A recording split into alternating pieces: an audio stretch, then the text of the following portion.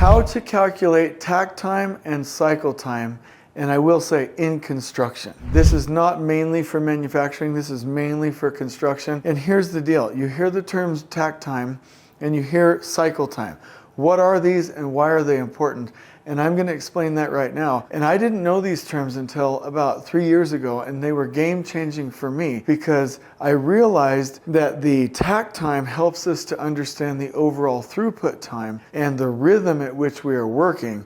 And the cycle time is important because it deals specifically with what the crew can accomplish and what the crew needs to do to prepare for the activity in the work package in the zone. And so they're two separate focuses. They must be aligned or you will get in trouble. And so that's what I'm going to explain in this video, and I couldn't be more excited.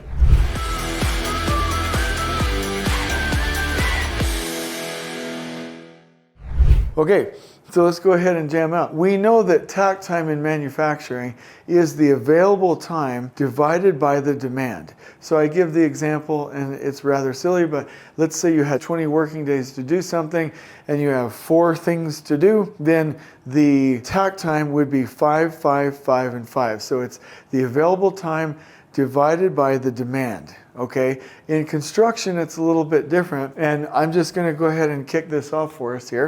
Let's say that we have a construction phase, and I want you to know that a phase is the base of our planning in construction because that's where the math happens. Let's say, for instance, that we have a general phase, and just for simplicity's sake, I want to make sure that we only have 2 zones.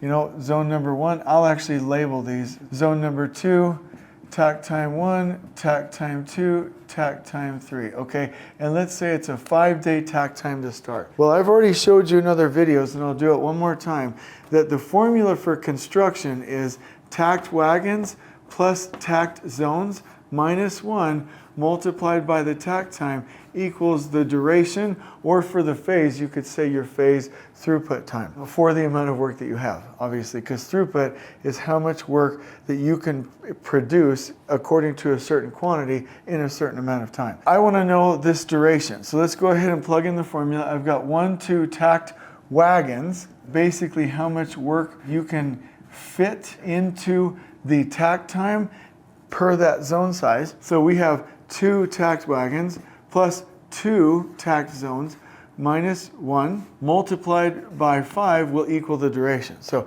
2 plus 2 is 4, minus 1 is 3.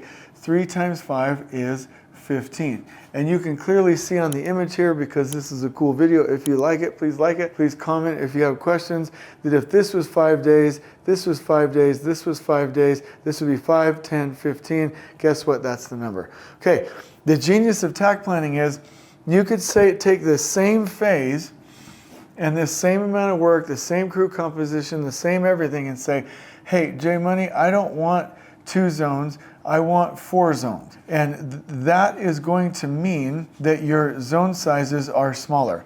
Let's just make it up. Let's say this was 10K square feet roughly. They don't need to be equal because the zones are identified by density and not by area, but just roughly. Oh, let me write it down like this. You're an average of 10,000 square feet.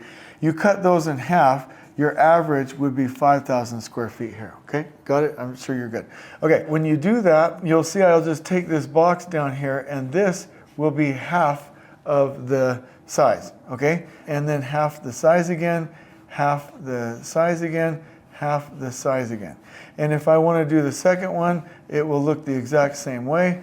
And I'm drawing this in case you ever want to explain it, or if you want to draw it yourself, okay? So that's what it will look like. So there it is, right? It's an exact replica of the duration, okay? So here's what I want to do. I want to come down here and look at the formula. In this case, I will have 2 takt wagons, so it's the same thing, plus 4 takt zones minus 1, okay? Now the takt time will be 2.5. Let me go ahead and do the math, but you know, in reality we would probably round up and do 3, but let's stick with 2.5. So let me do this. 2 plus 4 is 6, 6 minus 1 is 5, 5 times 2.5 is 12.5. And then you can see if we did some rounding, it would be 2 plus 4 is 6, 6 minus 1 is 5, 5 times 3 would be 15. So if you did some rounding, it would be pretty similar, but if you actually reduced everything down, you'd be at 12.5. So that means the overall duration for this first scenario is 15 days. The overall duration for the second one would be 12.5, and that means that you have gained time here. And I want you to know that even if you're doing rounding in most construction situations, this will be more narrow. The other point that I want to make is that we are not shortening the time for the trade, because if you count the actual time that each trade has, you'll see that it's the same from here to here. So that's literally what we're looking for. And I want to make the point with my red marker here that this sequence is verifiable, the line of balance or the speed is verifiable, and now you have a wonderful system where if you add buffers at the end, you know what you need to do. You know exactly how long this phase will take. So we talked about takt time at first. Let's talk about cycle time. Okay? And I want you to know that manufacturing humans always criticize me for how I define this, but cycle time is literally how long it takes to produce one product. Now, you also have the customer cycle time, how long it takes them to receive it.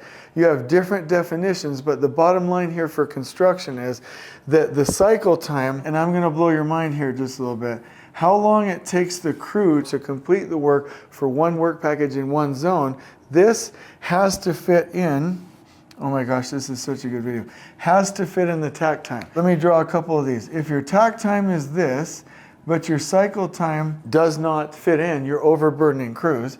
If your takt time is this, and your cycle time is this, and it's more than the buffer you need, you may be wasting time. So one key thing here is, it's what CPM does poorly, is CPM schedules work to happen before it can happen, meaning beyond the capacity of resources. If you have your takt time and you understand how much time you have to do the work in each zone, you have to compare that to how long it actually takes the crews to do the work in that zone. And I want to make one other point, is that really, in all reality, actually let me pull this out and say that this is the cycle time. Oh my gosh, this is so good. You have inside that the activity time, the time that we spend on variation even though we don't want to, the time that we spend on productivity loss, and then the time that it might take to finish the task. And actually, the overall cycle time, when we analyze it, should include the prep time, and we don't always have to count that here, because most of the times crews can prep off-site before they actually land in their zone. And so the purpose of actually analyzing your cycle time, how long it takes the crew to produce one work package or to build or complete one work package in a zone, allows us to understand, do we understand the prep time, and do we understand how long it takes? And oh my gosh, this is so good. And does it fit within the takt time inside the overall project? So it gives us parameters to analyze this. It's the difference between playing football on an open field with your buddies. It's fun, but you don't really know who's winning. Now you get the football field with the sidelines, the yard markers, the goalposts, the scoreboard. Now you know who's winning. With takt planning and cycle time, you actually now know if you're winning. You know if these are aligned. You know if your crew is doing well. You know how long it takes to prep. And so what you have to do when you calculate your cycle time is to understand the production rate for the task that you're doing with the labor that you have available and the local conditions with equipment, information, materials in the space that you are provided, and understand how long that takes in comparison to the takt time. So this is genius, and I hope, not me, but the information. I hope you've really gotten the information out of this. Now, this is for the last planners and general contractor to figure out. This right here is for foremen and workers to figure out, and we should always be identifying and perfecting and improving on our cycle time, because when all crews are able to do that, we can actually narrow our takt time. I really hope you've enjoyed this video. You can learn all about takt planning and cycle time in the books Takt Planning and Takt Steering and Control. We will link those to you in the description below, but I hope you've loved this video. On we go.